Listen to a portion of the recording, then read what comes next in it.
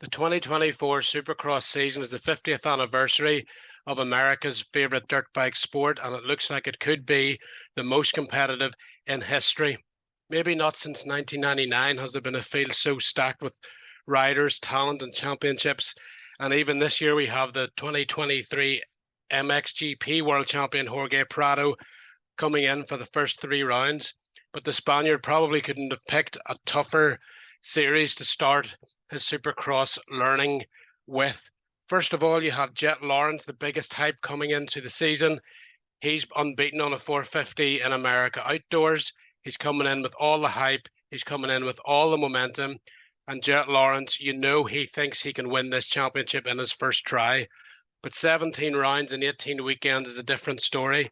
He's never experienced this before, and the guys he's going to have to race, they have the experience. Eli Tomac is back, thank goodness, to try and get some revenge on losing the title last year with that Achilles. He's on the same Yamaha that he rode last season, another year's experience on the bike. He knows what it takes. He's been there and done that, and he has that ability to go as fast as he needs to go to win. And that's something that Jet Lawrence maybe hasn't really had to deal with before. How is he going to cope with a rider that can just hold it wide open? Will he ride the edge? Ricky Carmichael says riding on the edge is the most difficult thing to do. In contrast, of course, Jet rides like Stefan Everts. He's so much technical ability that he can ride to a level that most other riders can't.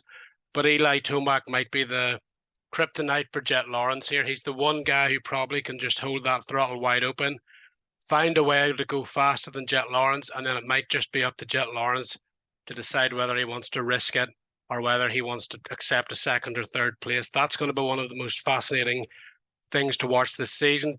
Tomac versus Jet Lawrence, but that's not the only intriguing aspect of the year. Chase Sexton, of course, has joined KTM. He's got the number one plate, but he might be the most underhyped champion in recent memory. Tomac, of course, lost the title, the Supercross title, with that Achilles just as he was on the verge of winning it. Chase Sexton took the title. Of course, he had a lot of speed last year, but some big crashes as well. And then 2 weeks later, it was the Jet Lawrence show beginning in the outdoors. Chase had another crash, missed a couple of rounds, came back and couldn't defeat Jet in one moto. So the momentum has never really been there for Chase Sexton, even though he is the defending champion. He switched teams. Jet's now on the bike that took the 450 championship. Chase is learning a new bike, a bike that recently hasn't been that great for even the likes of Cooper Webb, although he was in title contention himself until he got hurt. But the KTM's certainly doesn't seem to be the bike you go into the races with the most confidence on, especially through the whoops. They have made changes this year. So will Chase be able to get comfortable straight away on the machine? Will he be able to go as fast as he did last year? And will going as fast as last year be good enough to win with Jet Lawrence into this field? Of course, you have Cooper Webb changing to Yamaha. He wasn't happy with the KTM last year, got out of his deal early. He's been riding the Yamaha for a while. But even in Paris Supercross, he was off the pace of the Lawrence brothers and Ken Roczen. Of course, he's just getting into his boot camp then, so we expect big things from Cooper Webb. He's on the same bike as Eli Tomac.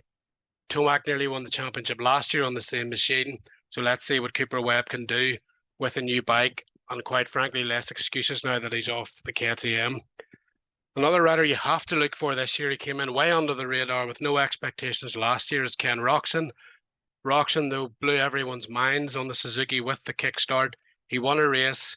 He won a race outdoors at the Motocross of Nations. He's very, very competitive in SMX as well.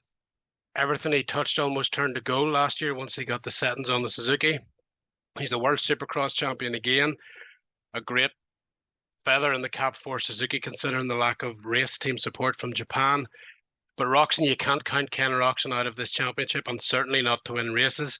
He's way ahead of where he was last year coming in, and Roczen could be the dark horse for this championship. And let's not forget Jason Anderson. A couple of years ago, he was the guy in title contention with Eli Tomac. Things didn't go well for him last year. He could never get that momentum back, but you can never count someone like Jason Anderson out. He could be there and thereabouts if he gets the starts, and of course, if he stops creating carnage for himself with off-track incidents and on-track crashes. Jason Anderson has to be still, I think, an outside title contender. You have his teammate Adam Cincerillo. His big question mark is injury. How is his wrist? Can he still go the pace? We expect him to have the raw speed.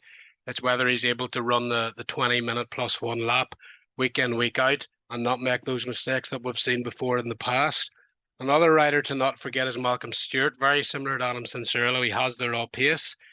Injuries scuppered him last year, but he's reportedly very fast on the test track this year. And again, if he can stay away from injury, get some early momentum in the first few weeks of the season to get his confidence up, he could be another rider that you're going to have to keep an eye on.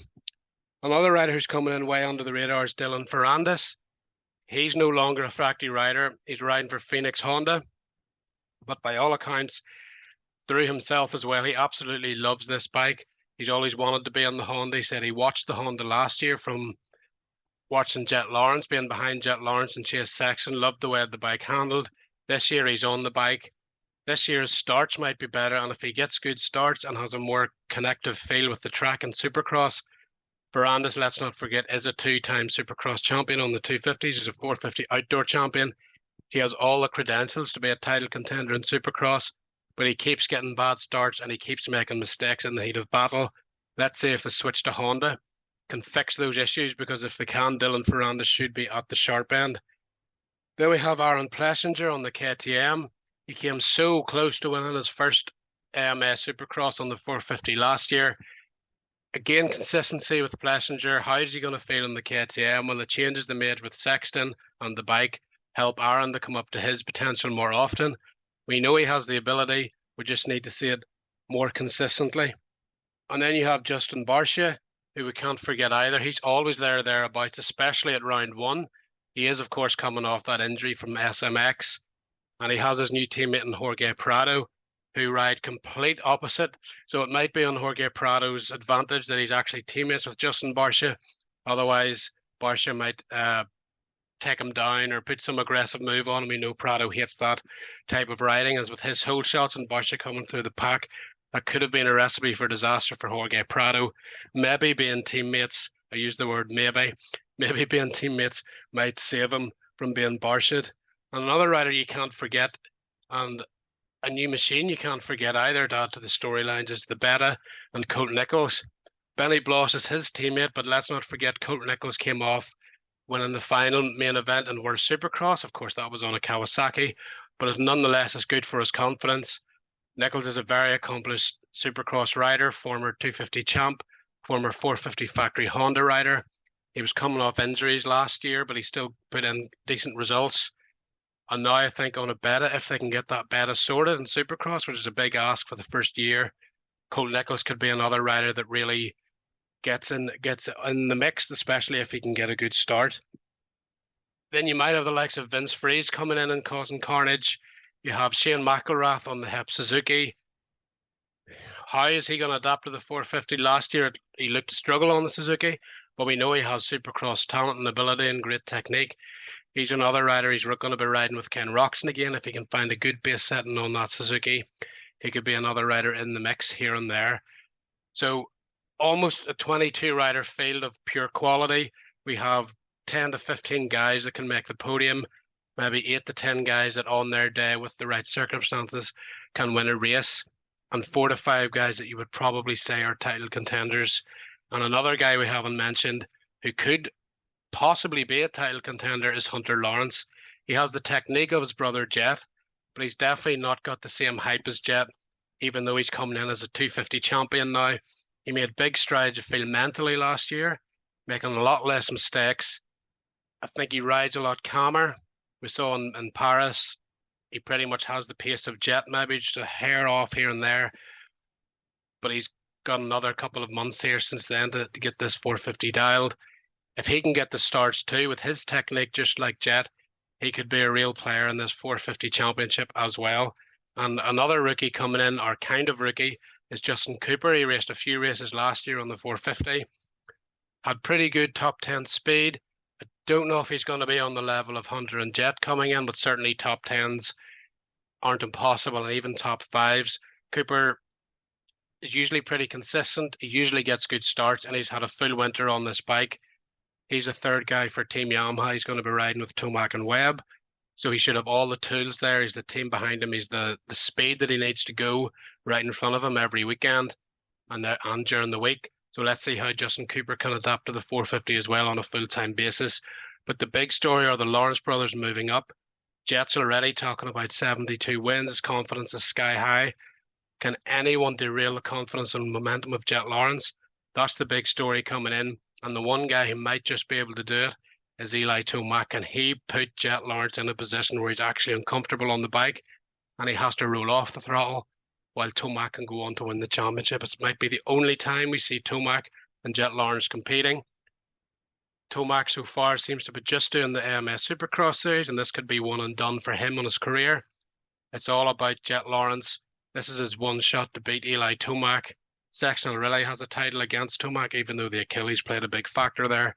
Tomac said he wants revenge. He feels robbed. Jet Lawrence wants to show he can beat Tomac, one of the legends of the sport, as he continues his climb to what will probably be an all-time career. Jet Lawrence, Eli Tomac, Chase Sexton, they're the main guys, but Ken Roczen, Jason Anderson, Cooper Webb, you can't count them out either for the championship. And this 2024 season can't come soon enough. It's just under 2 weeks to Anaheim 1. The hype's real. The stack class is real. And let's just get this season